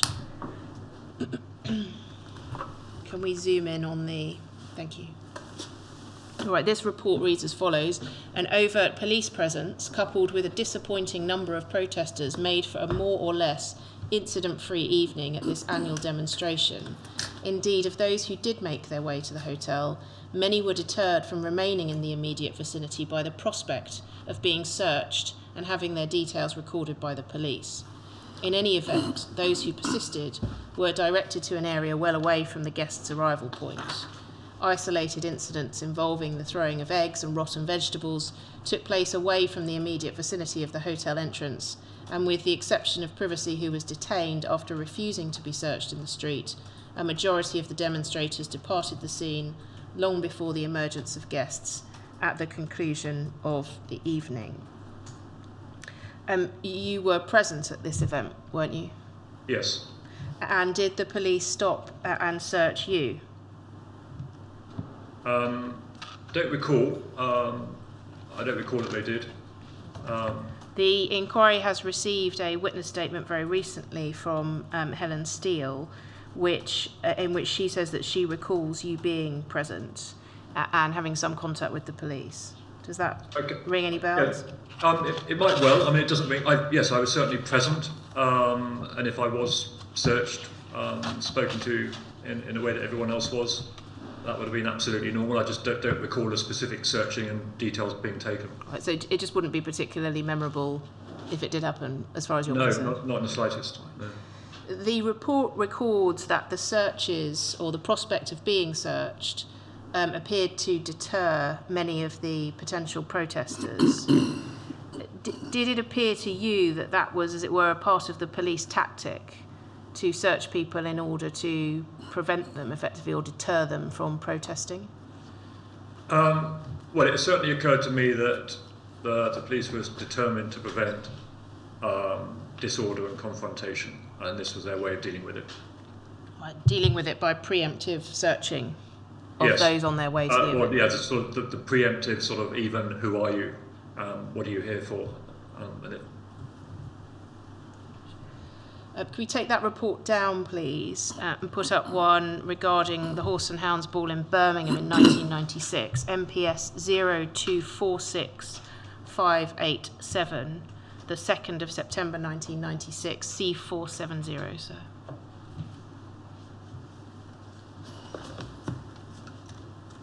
Right, and we see this is a report after the event of a demonstration against the Horse and Hounds Ball taking place in Birmingham. Could we look, please, at the body of the report? And we see up to 80 animal rights activists from London, Coventry, Liverpool, Manchester and Wolverhampton staged an angry and confrontational picket at the annual Horse and Hound Ball at the Metropole Hotel, NEC, Birmingham. Do you consider that this is your report? I'm just trying to recall. If it assists HM1, in your witness statement at paragraph 301, you said that you have a vague memory and that you thought you had been at this event. I think I'd been at the event, yes. So, yes. And it refers there to animal rights activists from London, Coventry, Liverpool, Manchester and Wolverhampton. Just going back to the questions the chairman asked you earlier, were you in a position by September 1996 to identify activists who had or whose base was in Coventry, Liverpool, Manchester and Wolverhampton? Yes. The ball here attended by members of the hunting fraternity, and the report carries on: a sparse police presence allowed delighted activists to cause havoc in the large car park. By 9 p.m, the area was littered with broken glass, damaged vehicles and frightened guests. A coach carrying ballgoers was besieged by balaclavaed protesters who managed to force their way into the vehicle before police arrived to rescue the visibly shaken occupants. During the evening, LTD was arrested for threatening behaviour, and amongst those identified as having taken part in the attacks on vehicles were, and then there is a list of 5 names that we've redacted for reasons of privacy. What part did you play in the events at this Horse and Hounds ball? So I know looking at this, I should have better recall for an event such as this. Would you like me to put your witness statement on the screen where you covered this, HM? Well, maybe, yeah, maybe. I'm just, it really doesn't stand out as something I've got sort of minute by minute detail of. All right. So as to what was my role, regardless, it would have been supportive, picketing, probably bit of shouting, bit of abuse. I can see this was an event particularly where tempers were high. So whether I record it or not, that's certainly sort of the type of thing I would have been doing. How confident can you be that that was the extent of your involvement if you don't really have a recollection of the event itself, HM1? Well, I think anything beyond that probably would have, I would hope, have sparked something a little bit more, poignant as to what my involvement was. That it doesn't suggest that was the case. Right, so had you forced your way onto a coach containing people, you're suggesting that might have been memorable to you? I think that most certainly would have been memorable. And what about smashing, as is implied, smashing glass of some description in the car park? Yeah, no, I can say for certain I didn't do that. And how can you be so certain? Well, because I know I haven't done that. At any point? Mm-hmm. Smashing of windows of vehicles in particular, or smashing of windows at all? Well, as far as I recall, smashing of windows at all.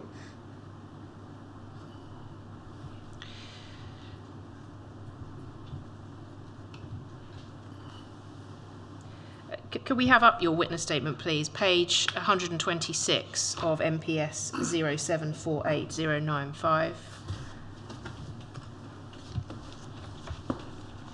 My page references may be one out. Yeah, so perhaps 127, please. Thank you.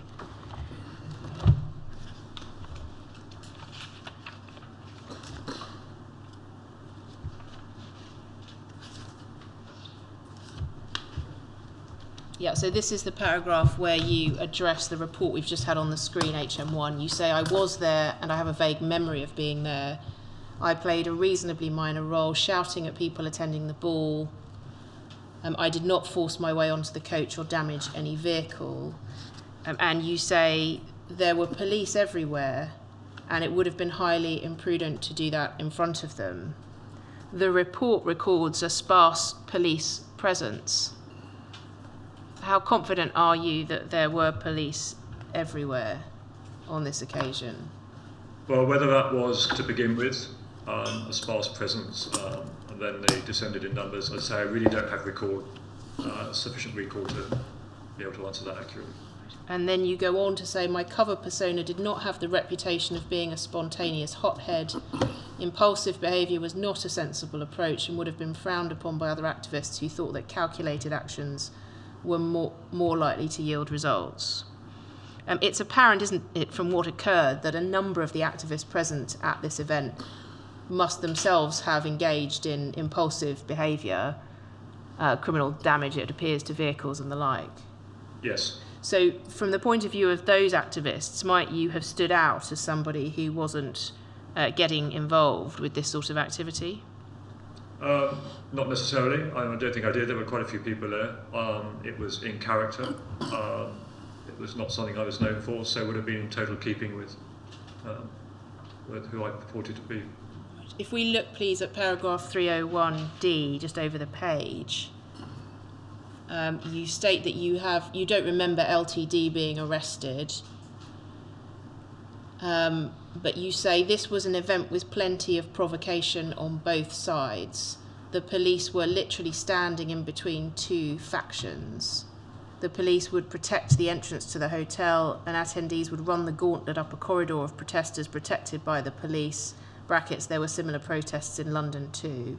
Can I ask, is that a specific recollection of what happened at the Horse and Hounds Ball, where your report records a sparse police presence? Or is it possible that that's a reference to other Horse and Hounds balls and what often happened?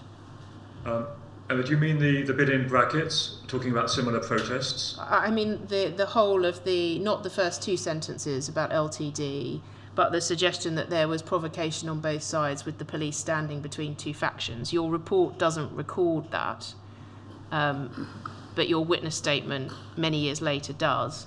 I'm just querying how accurate you think your witness statement, the recollection in your witness statement is.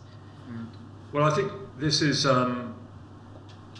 just in terms of trying to convey, regardless of accuracy, the important thing here is the level of hostility at those events, and this one was one of two warring factions separated by the police, where both sides were sort of, if you like, egging on and antagonising each other to the same degree.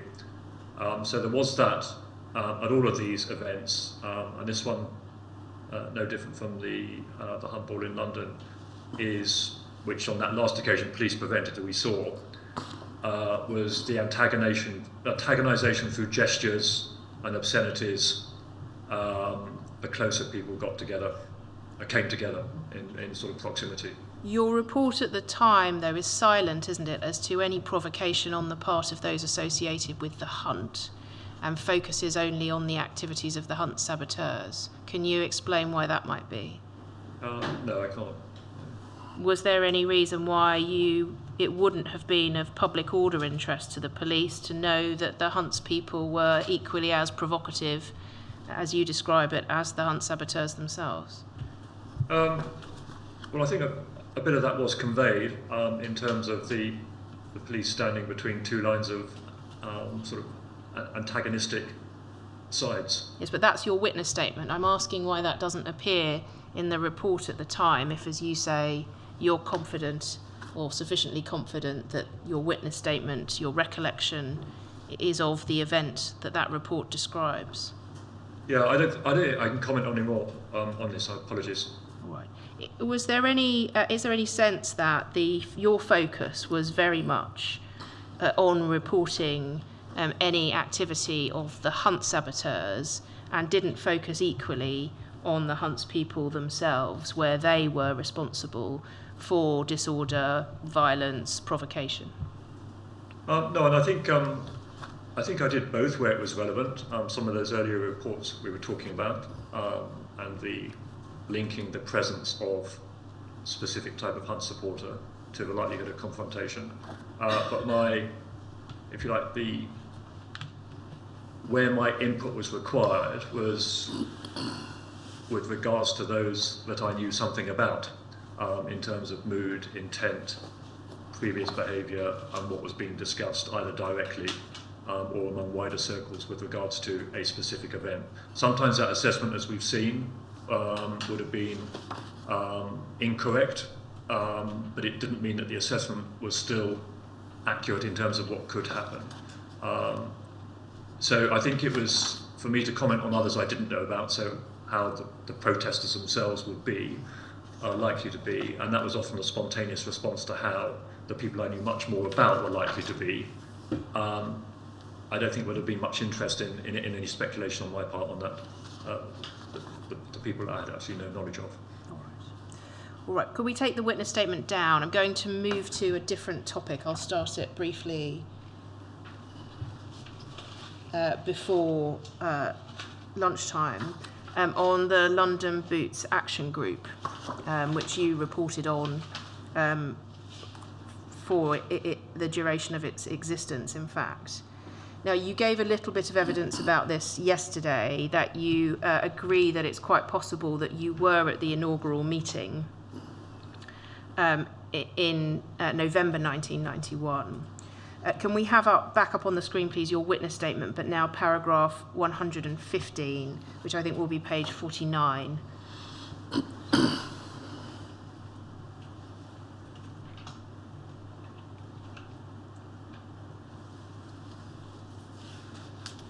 Yes, could we zoom in, please? You say there it became an organisation in your first year of deployment. You saw it advertised in Time Out magazine and it was brought to your attention by special branch colleagues. You say it was deliberately public, yet it was clear from the intelligence reporting which already existed around the group that it would attract people with credibility within the harder edge of the animal rights movement. What I want to ask you is this: if in fact the start of your deployment coincided with the start of London Boots Action Group as a group, how could it have been clear from the intelligence reporting which already existed around the group that it would attract people with credibility within the harder edge of the animal rights movement? There can't have been any intelligence on it if it didn't exist, could there? Well, there was intelligence on the people that were responsible for setting it up through existing coverage across the SDS. One of those people you mentioned in that paragraph was Paul Gravett, is that right? Yes. And he was, you describe him, well connected, had credibility within the hardline movement, and the group had the support of other hardline figures too. Could I ask you, when you refer there to hardline, what does that really mean? Those that were committed to ALF ideology.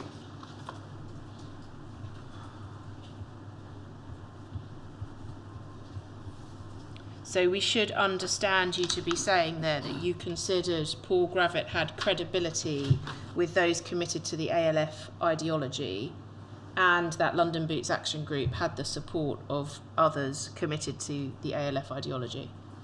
So I didn't know anything about Paul per se, didn't know anything about London Boots Action Group. There was the wider assessment from existing coverage of these individuals that led to that assessment. But you came to know Paul Gravett well, didn't you? Yes.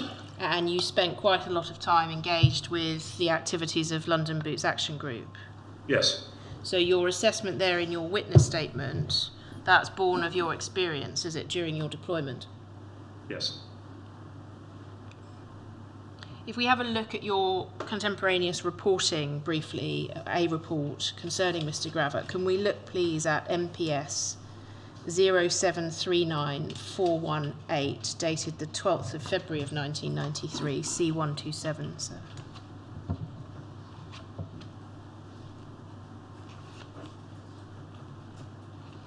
And it's about a monthly meeting of the group in February of 1993.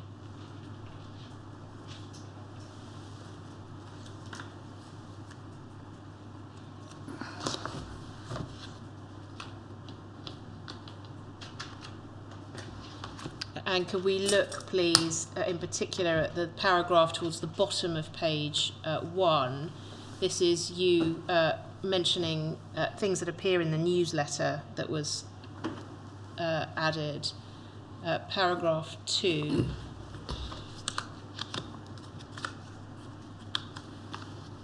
You refer to a cynical and scathing article on the use by Boots and other companies of the term cruelty-free on their products, and the contempt with which Gravett holds the mainstream animal welfare group, the British Union for the Abolition of Vivisection, leaves no doubt at all as to the commitment and policy of London Boots Action Group as a hardline anti-vivisection animal liberation outfit. So the hard line, the term comes back there. It appears to suggest there that it's the opposition or the contempt for the BUAV which has led to the conclusion that London Boots Action Group is a hard-line anti-vivisection animal liberation outfit. Is that a fair understanding? Yeah, it's an aspect of, if you like, that lack of faith in the mainstream, if you like, liberal campaigning groups that are some distance from, if you like, the purity of the cause. And the way I'd paraphrase it is the anti-vivisection cause, and in this case specifically the campaigning against the use of animals by Boots, was a pure and distinct focus which many people could get their heads around, both intellectually and emotionally. But with that came who was actually going to do anything about this, and the mainstream campaigning groups, which, you know, for some had already sort of fallen at the first hurdle by not committing to being vegan, for example. There was a branding and a commitment by London Boots Action Group to a very focused approach on bringing to an end the use of animal experimentation by Britain's biggest pharmaceutical company. In the context of your witness statement, you said that hard line indicated those committed to the ALF ideology. When you describe here London Boots Action Group as a hard line animal vivisection, animal liberation outfit, are you meaning to indicate that they are committed to ALF ideology as a group? There was a crossover. There was an association. There was an attractiveness for those that did espouse and share the ALF commitment to the very basis of what London Boots Action Group was all about.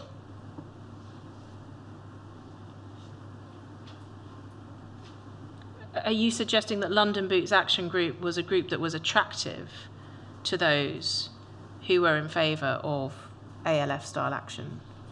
There was an ideological correlation. So for some groups, there would have, that correlation just simply wouldn't have been there.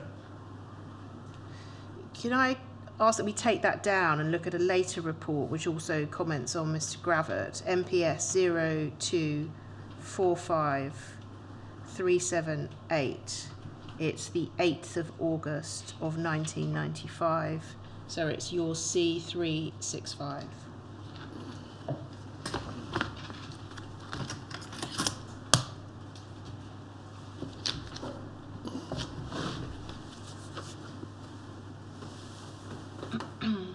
Sorry, I'm missing a paragraph reference in my notes, so I'm just going to take a moment to look myself.